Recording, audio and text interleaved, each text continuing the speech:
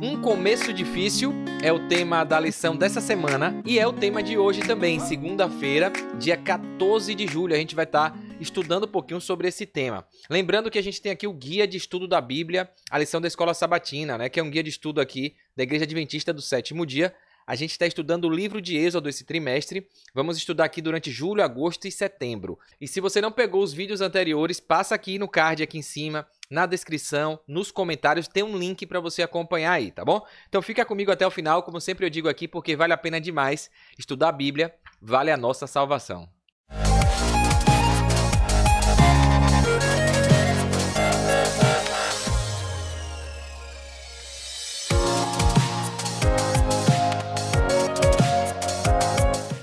Bem, vamos lá então, né? Compartilhando a telinha aqui com você para ficar visualmente melhor. Hoje, segunda, como eu falei, dia 14 de julho, e o tema da semana é o mesmo tema do estudo de hoje da segunda, um começo difícil. A gente tem visto aí a luta de Moisés para entender a sua função, confiar em Deus e ir ali para libertar o povo, né? A gente viu ontem que quando ele chega ali, o faraó nega o pedido, zomba, né, de Deus, e aí Moisés sai frustrado. A gente vai ver isso no estudo de hoje, né?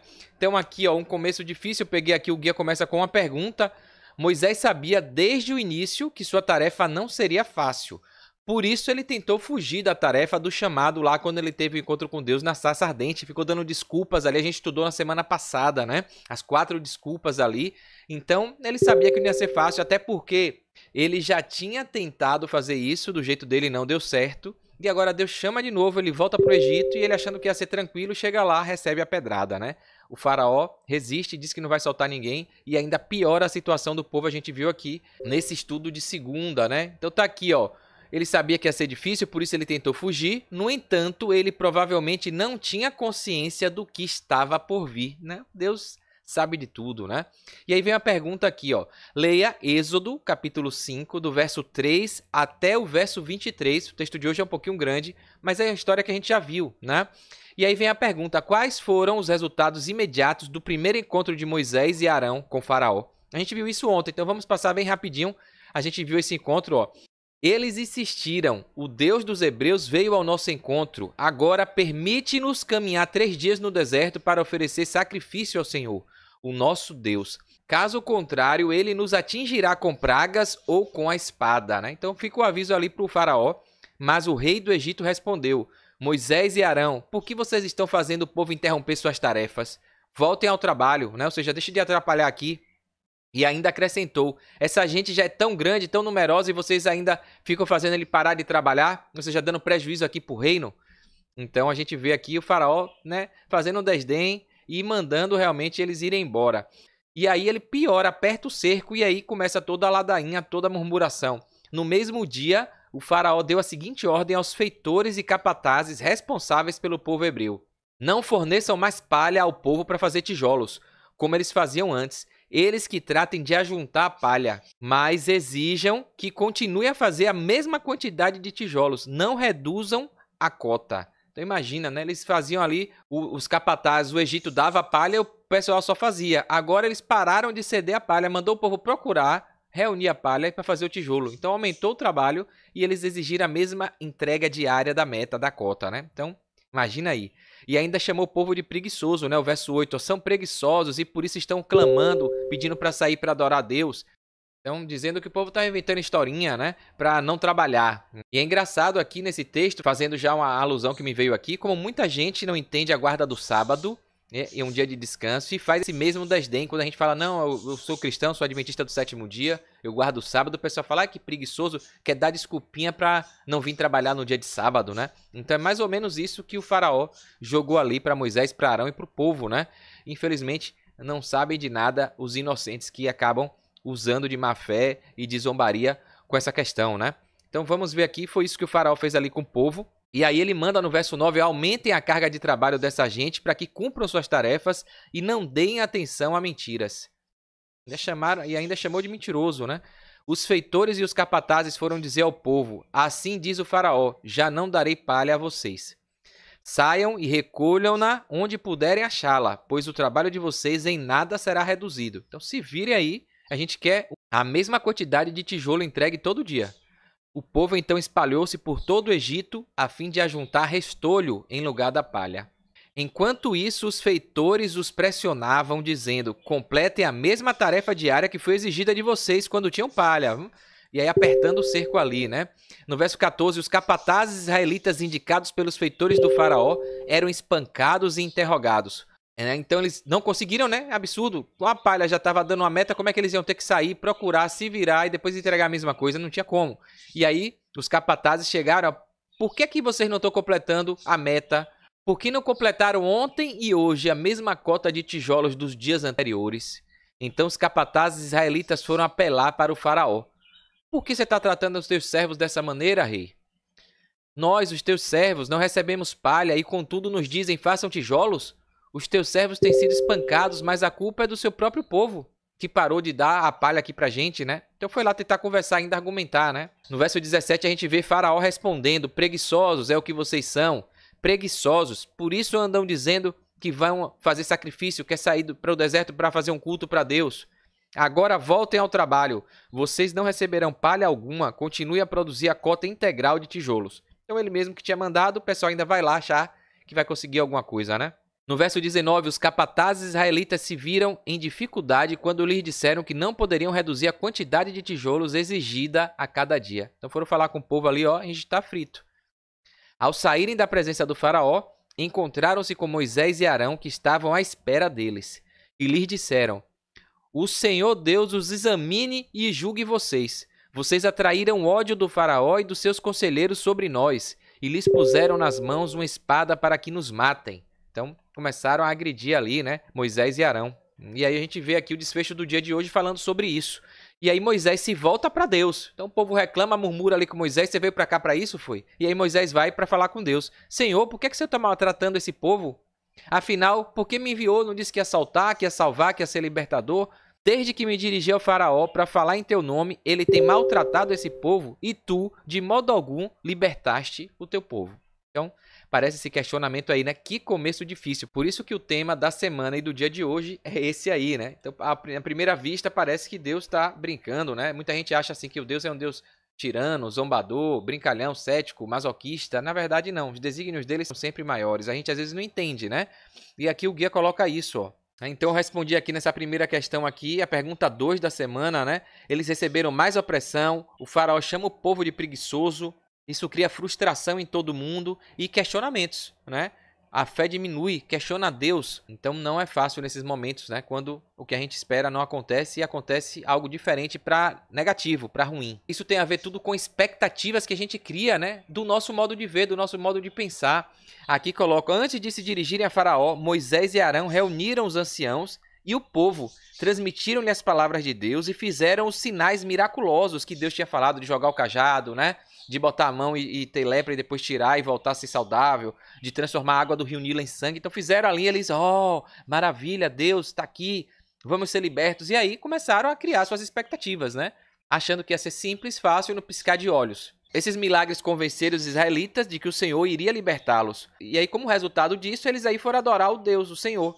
Êxodo 4, 29 a 31 fala isso. Então as expectativas foram altas. Deus iria libertar os hebreus da escravidão. Então eles ali confabularam, começaram a imaginar coisas até na base da especulação. Eles não sabiam como iam ser os métodos de Deus. E fica esse aprendizado pra gente. Deus tem suas promessas, mas o tempo dele, o jeito, o método, a forma é ele que escolhe. Não é a gente, né? Que na nossa mente, às vezes fantasiosa, quer de um jeito. E às vezes Deus tem propósitos diferentes, porque ele quer alcançar a todos, né? E aí quando Moisés vai, com essa crença toda, com essa especulação, com essa, né, digamos assim, de salto alto, falando, né, Deus está com a gente, Deus disse, o povo todo já está confiando, vamos lá. A fé, né, fica no auge. E aí quando as coisas não saem como eles querem, né, aí o bicho pega, né? As coisas pioraram para os israelitas. Seu trabalho diário tornou-se mais árduo, difícil, foram acusados de serem preguiçosos e tratados com mais severidade. E aí? Os líderes dos hebreus ficaram descontentes e o confronto entre eles e Moisés e Arão foi intenso. Além disso, como veremos mais adiante, isso prenunciou o tipo de conflito que Moisés enfrentaria com seu próprio povo nos anos seguintes. Então imagina, né? Basta uma coisinha ser diferente, não ser de acordo com o que a gente imaginou, a gente aí já se vira contra Deus, contra os líderes, né? Dentro da igreja é a mesma coisa, né? Às vezes as pessoas recebem as promessas que a gente faz aqui, um planejamento é feito e às vezes por diversos motivos, aquele planejamento não é cumprido da forma que a gente gostaria. E a gente aí vai com 7 pedras na mão, né? Então a gente tem que ser flexível, tem que buscar, pedir paciência, pedir tranquilidade, paz a Deus e ter resiliência para esperar o desígnio dele ser cumprido do jeito dele, né? Ellen White coloca aqui no final, ó, quando Moisés escutou as censuras, ficou muito angustiado. Os sofrimentos do povo aumentaram. Por todo o país se erguia um clamor de desespero de jovens e idosos, e todos se uniam para acusar Moisés da mudança desastrosa em sua condição. Imagina você nesse lado aí, né? Vou ser o libertador, Deus falou, olha os milagres aqui, vamos lá. Quando vai, o bicho aperta, pega, né? O povo começa a sofrer mais ainda, imagina, né? Então Ellen White continua dizendo aqui, ó, com o coração amargurado, ele foi perante a Deus e clamou: Ô Senhor, por que o Senhor está afligindo o povo? Por que me enviou? A gente vê essa fala que a gente citou antes aí, dele dizendo que desde que foi falar com o faraó, o negócio só apertou e Deus não fez nada para livrar, né? Nada na cabeça dele, mas Deus já estava agindo, né? E aí Deus responde: agora você verá o que eu vou fazer a faraó, pois por mão poderosa os deixará ir, e por mão poderosa os expulsará da sua terra. Como está em Êxodo 6, no verso 1. Mais uma vez, Deus relembrou a aliança feita com os antepassados e garantiu que ela seria cumprida. Imagina aí, né? Aqui tem uma outra pergunta aqui no guia que está nesse mesmo texto aqui, tá? Mas uma pergunta diferente. Vou colocar aqui para você, ó. Leia Êxodo 5, mesmo capítulo, verso 21. A gente já leu, só um trechinho que a gente vai fazer um recorte aqui. E a pergunta é: coloque-se no lugar desses homens quando confrontaram Moisés e Arão. Por que eles disseram essas palavras, né? E aí vem o que está no texto. Está aqui, ó. Êxodo 5, 21. E lhes disseram: o Senhor os examine e os julgue. Vocês atraíram ódio do faraó e dos seus conselheiros sobre nós, e lhes puseram às mãos uma espada para que nos matem. Então, olha a fala agressiva, revoltosa dos hebreus ali para com Moisés, né? Então, talvez se eu e você estivéssemos lá, a gente ia fazer a mesma coisa, né? Um líder indo e chegando lá, em vez de melhorar, piorou. O que é que a gente falaria, né? Fica esse alerta aí, o que é que você falaria, o que você faria nessa situação?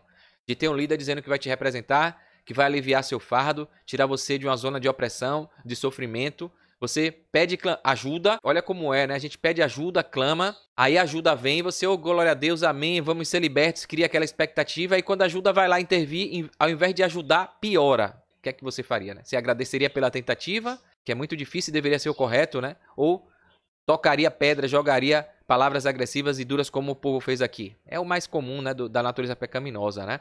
Às vezes a gente não entende, não sabe o que está acontecendo, mas Deus está agindo. E ele permitiu que fosse assim por algum motivo que só ele sabe. Era o melhor. E eu coloquei aqui no guia, ó, por que eles agiram assim? Porque eles esperavam uma resposta positiva, uma libertação, imaginaram, conjecturaram coisas e o resultado foi totalmente diferente, né? Foi o oposto. Ficaram confusos, frustrados, deprimidos, revoltados porque estavam sendo penalizados por conta dessa intervenção que Moisés e Arão fizeram, né? E aí questionaram essa fala que Deus te examine e julgue vocês, porque questionaram a credibilidade mesmo Moisés tendo feito milagres ali. Ou seja, que Deus examine o que vocês fizeram aí para ver, né, se vocês estão representando Deus mesmo, que julgue vocês. De praga, né? Falar que Deus examine vocês e deu de vocês aí porque o que vocês estão fazendo com a gente, né? Tipo pedindo uma vingança, questionando ali a liderança e a representatividade de Moisés, né? Aí o autor coloca aqui, ó, não é difícil entender por que eles ficaram tão aborrecidos com Moisés a ponto de dizerem isso, né? Que o Senhor olhe para vocês e julgue vocês. Eles esperavam que Moisés viesse libertá-los dos egípcios, não para tornar ainda mais difícil a vida deles sob o domínio do Egito. Assim, além de lidar com os egípcios, Moisés e Arão tiveram que enfrentar a oposição do seu próprio povo, né? Então, a gente vê que nesse período aí, qualquer coisinha, Deus faz tudo, milagres poderosos. Na história toda da Bíblia, o ser humano é assim. Isso é repetidas vezes colocado na Bíblia para a gente ver a nossa fraqueza, né? A nossa infidelidade. Deus dá muita coisa e quando uma coisinha não acontece do jeito que a gente quer, a gente aí chuta o pau da barraca, atira 7 pedras, né? Enfim, a gente não entende que precisamos compreender, ter paciência e esperar no Senhor, né? E aqui vem uma pergunta para a gente refletir também com relação à igreja. Qual é a melhor maneira de lidar com os líderes da igreja quando surgirem desentendimentos? Principalmente coisas que inevitavelmente vão acontecer, né? Promete uma coisa, planeja uma coisa e depois não acontece. E aí os irmãos já vão com 7 pedras na mão, né? E aí, depois que tem essa negativa, essa baixa autoestima, essa descrença, é dose para recuperar tudo isso, né? E Ellen White coloca aqui, ó, no comentário, os anciãos de Israel se esforçaram para animar a fé dos irmãos, pois havia sido muito abalada depois desse desfecho todo aí, né? da vida deles piorarem. E aí os líderes começaram a repetir as promessas feitas aos seus pais e as palavras proféticas de José quando estava morrendo, predizendo o livramento deles. Então lembre, vamos ter esperança, vamos confiar, vai acontecer. Então fizeram de tudo ali para tentar reverter esse desânimo do povo. E aqui a mesma coisa acontece com a gente hoje, né? Quando fala da volta de Jesus para libertar a gente desse mundo caído, né? Uns escutam e acreditam, são os remanescentes fiéis, que apesar desse mundo louco, a gente vai vivendo pela fé. Então que a gente esteja desse lado. E ali no meio de Israel, outros, olhando para as circunstâncias que os cercavam, rejeitavam a esperança, né? Se entregavam ali e a apostasia vinha, né? Então muitos hoje fazem isso, né? E aqui Ellen White fala da ação dos outros, dos ímpios, dos blasfemadores, dos idólatras, da galera que não acredita, fica fazendo chacota com quem acredita, com quem tem esperança na volta do libertador, né? Na libertação. É igualzinho ao mundo de hoje. Olha aqui o que ela coloca, ó. Os egípcios, ao serem informados do que estava sendo divulgado entre os escravos, começaram a zombar de suas expectativas e negavam com desdém o poder de Deus. Apontavam para a situação deles como uma nação de escravos e com sarcasmo diziam: "Ah, se o Deus de vocês é justo e misericordioso e poderoso, possui poder superior aos deuses dos egípcios, os nossos deuses, por que não faz de vocês um povo livre?" Isso machucava, né, os hebreus. Chamavam a atenção para a própria condição. Adoravam divindades que os israelitas chamavam de deuses falsos, no entanto, eram uma nação rica e poderosa. Os egípcios declaravam que seus deuses os haviam abençoado com prosperidade, dando-lhes os israelitas como escravos, e eles se vangloriavam em seu poder de oprimir e destruir os adoradores de Jeová, né? Então imagina, né? E até hoje a gente vive muito cristão fazendo essa comparação, né? Por que que fulano é ímpio, né? E é próspero, é rico, é milionário, prospera em tudo que faz, né? Atrela a questão da riqueza a quem não tem Deus no coração. Questionam, ficam se revoltam, né? E não entendem, né, que uma coisa não tem nada a ver com a outra, né? Porque as coisas aqui nessa terra dependem muito também do seu comportamento, das suas ações, né? Tem muita gente que não acredita em Deus, mas faz o que a Bíblia orienta, que lida com o dinheiro de forma diligente, né? E aí eles têm prosperidade, porque eles fazem o que a Bíblia ensina, apesar de não acreditar na Bíblia nem em Deus. E tem gente que acredita em Deus, cristão, que diz seguir a Bíblia, mas os preceitos que estão ali sobre educação financeira, sobre como lidar com o dia a dia, acabam negligenciando, não fazem, né? Não são diligentes no uso do seu dinheiro. Então, a gente vê que tem coisas que dependem aquela coisa do a gente colhe o que planta. Quais são seus comportamentos, seus hábitos, seu conhecimento, seus talentos, suas habilidades que você está desenvolvendo. Então isso tudo importa, né? Agora, claro que se Deus quiser, mesmo sem nada, ele pega incapazes, como a gente viu, e capacita. Se ele quiser dar prosperidade para alguém, ele dá. Depende do plano de Deus, né? E aí muita gente, muito ímpio, chega e joga isso, né? Dá esse tapa de luva, né? E muito cristão, você segue a Deus, é cristão e tá aí, ó. Quase não tem o que comer. E eu tô aqui, não sigo a Deus, não sou adventista, não sou batizado, não guardo o sábado e tô aqui de boa, tenho um carrão, tenho uma mansão, né? E aí às vezes machuca o coração, né? Que Deus é esse que permite que ele fique zombando de mim? É isso que o povo tava vivendo aqui. Mas a gente tem que entender que o nosso reino não é daqui. A gente tem que entender que a nossa prosperidade, a nossa bênção maior é viver na nova terra, no novo céu que Deus tem preparado para nós, né? Então, se a gente está aqui passando alguns perrengues, é porque Deus sabe de todas as coisas. Me lembra também daquele episódio do cego, né? Que Jesus vai salvar ali, cego de nascença, e os discípulos falam, ele está assim por quê? Quem foi que pecou? Foi os pais dele, né? E aí Deus fala, não, ninguém pecou. Ele não está assim porque alguém pecou. Ele está assim para que o meu nome fosse glorificado através da vida dele, né? Então, Deus permite que até coisas ruins aconteçam, como aconteceu com Jó, com vários exemplos da Bíblia, para que a nossa vida, o nosso exemplo, a nossa atitude, o nosso comportamento frente a essa tribulação, essa dificuldade, demonstre o Deus que a gente aceita, o Deus que a gente acredita, o Deus que a gente serve, né? Então, testemunho para que outros encontrem Cristo como seu Salvador também, né? Que foi o que aconteceu ali no Egito, né? A gente viu ontem falando disso, que essa dureza de coração ali, a gente vê que ao longo do tempo, muita gente no Egito se converteu depois da demonstração do poder de Deus. E às vezes, sendo rapidinho, já pensou se ele fosse ali, Faraó libertasse todo mundo e fosse embora, tchau, pronto. O povo do Egito ia ficar lá, muitos idólatras pagãos, sem encontrar salvação, né? Então aqui continua finalizando aqui, ó, o próprio Faraó se gabava de que o Deus dos hebreus não os podia livrar de suas mãos. Palavras como essas destruíam as esperanças de muitos dos israelitas. Parecia que seu caso era mesmo como os egípcios haviam retratado. De fato, eram escravos e deviam suportar o que quer que seus cruéis capatazes quisessem infligir-lhes. Seus filhos haviam sido perseguidos e mortos, sua própria vida era um peso. Só que com tudo isso, os remanescentes, os fiéis, continuavam adorando o Deus do céu. E a crença deles era que se realmente Jeová era superior a todos os deuses dos egípcios ali falsos, não os deixaria dessa maneira como escravos de idólatras a vida toda. E esses remanescentes fiéis, né, compreendiam que tudo isso também poderia ser pelo afastamento do próprio povo, pelo comportamento do próprio povo, né, ali se adaptando aos costumes do Egito, né, entendendo que toda essa escravidão, todo esse processo é desígnio de Deus para uma coisa muito maior. Então tinha gente que já tinha isso. Esses fiéis remanescentes já entendiam desse jeito, né? Então Ellen White fala aqui de muita coisa de idolatria, de imoralidade, de união de casamentos com os pagãos, o pessoal de hebreus se casando com egípcios, com egípcias, né? Então, misturando tudo ali, ao invés de ser exemplo, se adaptando, perdendo a identidade. Então ela fala isso. E aí muitos líderes que entendiam isso como o motivo da escravidão, né? Aqueles fiéis afirmavam confiantemente aos seus irmãos que Deus logo quebraria o jugo do opressor, né? Então, é assim que a gente vê o porquê das coisas, né? O mal está aqui, o pecado está aqui, o diabo está aí. E às vezes Deus permite isso para que o ser humano, e principalmente os seres celestiais, vejam quem é o certo e quem é o errado, né? Vamos continuar tendo paciência, persistindo na nossa fé, na nossa esperança em Cristo, que um dia ele vai voltar também, assim como Moisés conseguiu tirar o povo do Egito, mas o Egito não saiu do povo.